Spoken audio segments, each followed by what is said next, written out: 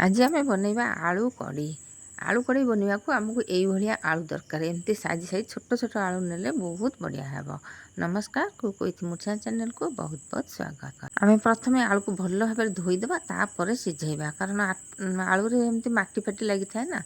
तो देखो एमती छोट छोट आलू नहीं आलू भल टेस्ट लगे। बड़ बड़ आलू ने पचपचिया हम सिझेदेले। तो यही भाव आम अल्प टिके पानी देवा, बेसी पानी देवानी। आलू को जमी बुड़ब से भाया पानी देकी प्रेसर रे बसईदेवा। दर्शक बंधु थरे आलू कड़ी बन खातु यही प्रोसेस रे, देखिए बहुत बढ़िया लगे। पिलाने पूरा मागी मागी खाइबे, सब सरीज। तो आलू बसईकि हाई फ्लेम देदेबा। 3टा हुइसिल जमी दब आम गैस को बंद करदे आ ठंडा हाँवा को छाड़ा। आ बेसी आलू होते 2टा हुइसिल आम ये आलू को बेसी सिझेबानी, टिके टाण रखिक सिझेबा। तो से भाव में आपण प्रेसर केते हुइसिल दौची, केते आलू बसौचंदे सेमती ही नेबे। आउ एठी जेमती 3टा हुइसिल हेगला मु बाहर करछि। देखो ठंडा हेगला परे आलू सिझिछि आ टिके टिके टाण भलिया अछि। बेसी माने पचपचिया है कि बोही जायनी। जेमती गोटे गोटे आलू पूरा फाटिक बोही जीव, पचपचिया पानी भलिया हबो, सेमती नाही एमती। तो आउ एठी देखंतु आलू को मु चोपा को छड़ेकी नहीं आसीछि। मु एठी नेइछि 300 ग्राम पाखापाखि आलू। आपण जिते आलू तैयारी करेंगे से हिसाब से नेबे।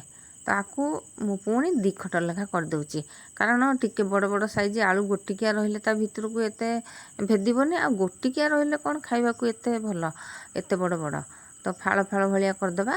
आउ एमती कट लगेदेबा टिके टिके, जेमती ता भितर को लुण तेल सब मसला सब टिके भेदिबो, जेमती एमती टिके कट लगेदेबा। बेसी कट लगेबानी, पूरा भांगी जो टिके टिके कट लगेबा। एथरे पकेदेबा लुण हलदी, आपको गोलेदेबा भल भाव में। आउ टिके लंका गुंड देदेबा। आउ ए आलू को भल भाव में कौन करिया गोलेकी थोईदेबा। दर्शक बंधु चैनल रे जदि नुआ अछंती प्लीज सब्सक्राइब कर नियंतु, जहाँफल कि मैं आगू जो वीडियो पकेबी आपण पाखे सर्वप्रथम पहुँची पारिबो। एबे आमे कौन करबा, से आलू को पैन रे टिके तेल देकी भाजीबा। भाजी देले आलूर टेस्टा टिके बदली जीव। आउ टिके कंचा कंचा रहिबनी। आउ टिके जमती लाल कलर भलिया हबो आलू को आमे बाहर करनबा। एमती नौटे नौटे के आलू को भाजीबा। आउ अपन जदि छोट छोट करबा को चाहछन्ते आलू को, आउ ने माने एते बड़ बड़ करबा को चाहनाती, ता भी आपण कर परिबे, किछ असुविधा नाही। आउ एठी देखंतु आलू एमिति टिके लाल हे गला, आकु कोन करला बाहर करनेली। दर्शक बंधु आपण थरे एमती आलू कड़ी बनातु, तापरे कमेंट रे जणातु। तापरे आमे गोटे मसला सजार नबा। सेथिपाई एठी नबा लंका गुंड। देखंतु नौची छोट चामच लंका नौची, जेतिकी लंका खाइबे राग जदि लागुथो टिके कम बेसी करि परिबे। आउ धनिया गुंड 2 छोट चामच, लंका गुंड गोटे छोट चामच, आउ लाल लंका गुंड भी देइथिली, किंतु सेटा लाल हेलानी, सेटा टिके राग थिला। आउ एठी जीरा गोटे छोट चामच को गुंड करके नेइछि। आउ हळदी गुंड, आउ एथर नबा कसुरी मेथी। कसुरी मेथी को ए जो वर्षा दिन टिके नरम नरम भलिया हो जाइछि, ताकू टिके एमती उषुम कर देले भल हबो, माने बासनाटा भल आसीबो। ताकू एमती देखंतु मु उषुम करके ता देहरे पकै नेली। जदि आपण पाखे कसुरी मेथी नथिबो सेमिति ही करि परिबे। आउ किंतु कसुरी मेथी देले भल बासना हबो। टिके नाउर पानी देके आकू टिके बतुरिया को छाड़िबा। देखंतु एठी अदा खंडे नेइछि, अदा इंच पाखापाखि, ताकू नेकी छेची आनिबा। नाई तो ग्रेटर रे टिके ग्रेट करदेबे पूरा छोट छोट होल रे। तापरे एठी देखंतु मु गोटे डंकी बसेली, डंकी रे गोटे चामच बेसन नेली। बेसन को टिके एमती भाजी नबा, बिल्कुल भी लाल करबानी। टिके जेमती कलर चेंज हो जिवो बादाम कलर, ताकू बाहर करनबा। तो आउ एठी हमको मेन जिनस दही दरकार। देखंतु ए दही बिल्कुल भी खट्टा नुह, भल फ्रेश दही अछि। आउ अल्प टिके खट्टा जदि हबो चलिबो, जो माने खट्टा खांती, किंतु खट्टा दही नेले तार बासनाटा अलगा हबो। मत तो केमिति गोटे बास्ना हुए, मत खाइबा को भल लागेनी, सेतिपई कहूची। आउ एठी गोटे चामच बेसन को एठी 4-5 चामच देली दही। आउ दही को बिल्कुल भी कंजूस करेनि। आ बेसन जो देले ने भाजी की टिके नाउरु, ताकू दही आउ सेटा पूरा बहलिया करिवो। सेमिति ही बहलिया टिके दरकार, नहले पानी फटिला भलिया हबो। एठी हमें गोटा मसला पकेबा। ता पूर्व हमें कोन करबा, गैस को पूरा लो कर दबा, जेमती पोड़ीबनी। गोटा मसला रे एठी नेछि खंडे दालचीनी, गुजराती रे, तेजपत्र, आउ नेछि मु एठी लवंग 2टा, ଆଉ ଯାହା ଥିବ ଆପଣଙ୍କ ପାଖରେ ଗୋଟା ମସଲା ଟିକେ ବେଶୀ ନେବେନି, ଅଳ୍ପ ନେବେ। ତାପରେ ଅଦା ଛେଚା ପକେଇଦେଲି, ତାପରେ ଯେଉଁ ମସଲାକୁ ଗୋଳେଇକି ରଖିଥିଲି ତାକୁ ପକେଇଦେଲି। ଆଉ ଗ୍ୟାସ୍ର ଫ୍ଲେମ୍କୁ ସେମିତି ହିଁ ଲୋ ରଖିଥିବେ। ତାପରେ ଏଇଠି ଦେଇଦେଉଛି ମୁଁ କାଶ୍ମୀରୀ ଲଙ୍କା ଗୁଣ୍ଡ। ଏଇ କାଶ୍ମୀରୀ ଗୁଣ୍ଡ ଲାଲ ଜମା ହେଲାନି, କିନ୍ତୁ ରାଗ ଟିକେ ଲାଗିଲା। ଲୋ ଫ୍ଲେମ୍ରେ ଆକୁ ଆମେ 5 ମିନିଟ୍ ପର୍ଯ୍ୟନ୍ତ ଏମିତି କଷିଦେଲା ପରେ ଦେଖନ୍ତୁ ଏଇଠି ତେଲ ଉଠିଯାଇଛି ମସଲାରୁ। ପାଣି ତ ଏଥିରେ ସବୁ ଶୁଖିଗଲାଣି। ଏବେ ଏଥିରେ ଆମେ ଆଉ ଟିକେ ନାଗୁରୁ ପାଣି ଦେଇଦେବା। ମସଲାର କଞ୍ଚା ଅଂଶ ଟିକେ ଯେମିତି ଯିବ।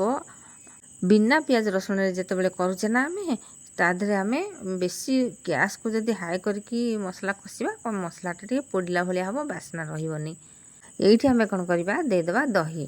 ମସଲାରୁ ଯେତେବେଳେ ତେଲ ଉଠିଯିବ, ମସଲାଟା ହେଇଯିବ, ଆମେ କ'ଣ କରିବା, ସେଇଠି ଦହି ଦେଇଦେବା। ତାପରେ ଲୁଣ ବି ଦେଇଦେବା। ଆଗରୁ ଆଳୁରେ ଲୁଣ ପକାଇଥିଲେ, ସ୍ୱାଦ ଅନୁଯାୟୀ ଏଠି ଲୁଣ ଦେବା। ଦହି ଯେତେବେଳେ ପକାଇବେ ନା, ପୁରା ଗ୍ୟାସ୍ର ଫ୍ଲେମ୍କୁ ପୁରା ଲୋ କରିଦେଇଥିବେ, ବିଲକୁଲ ଧିମି ଜଳୁଥିବ, ନହେଲେ ଦହି ଛିଣ୍ଡା ଭଳିଆ ହେଇଯିବ, ପାଣି ଫୁଟିକି ଯିବ। 5 ମିନିଟ୍ ସେମିତି ଲୋରେ କଷିକି ତାପରେ ଆମେ ଘୋରେଇ ନେବା। ଆଉ ଯେତେବେଳେ ଦହି ପକାଇବେ ଲଗାତାର ଗୋଳଉଥିବେ, ବିଲକୁଲ ବି ଛାଡ଼ିବେନି। ଆଉ ସେମିତି ପୁରା ଲୋ ଥିବ, 1 ମିନିଟ୍ ଘୋରେଇ ଦେବା। ତାପରେ ଦେଖନ୍ତୁ ଏଇଠି ବାହାର କରିକି ମୁଁ ପୁଣି କଞ୍ଚା ଲଙ୍କା ପକାଇଲି। ତାପରେ ଆମେ ୟାକୁ ଆଉ ଟିକେ କଷିବା। ପାଖାପାଖି ଏଠି 5-6 ମିନିଟ୍ ପାଖାପାଖି କଷିଲି। ତାପରେ ଏଇଠି ଦେଖନ୍ତୁ ମସଲା ପୁରା ହେଇଗଲାଣି। ତାପରେ ଏଇଠି ଆମେ ପକାଇଦେବା ଆଳୁକୁ ପକାଇକି ଆଉ ତାକୁ 5 ମିନିଟ୍ ପାଖାପାଖି କଷିବା। ଏବେ ଆମେ କ'ଣ କରିବା, ଲୋ ଟୁ ମିଡ଼ିୟମ୍ କରିବା ଗ୍ୟାସ୍ର ଫ୍ଲେମ୍କୁ। ପୁରା ସେଇ ଦହି ଯେଉଁ ମସଲା ପାଣିଟା ପୁରା ଶୁଖିଲା ପର୍ଯ୍ୟନ୍ତ ଆମେ କଷିବା। ଆଳୁ ପୁରା ଶୁଖିଲା ଯେମିତି ହେବ।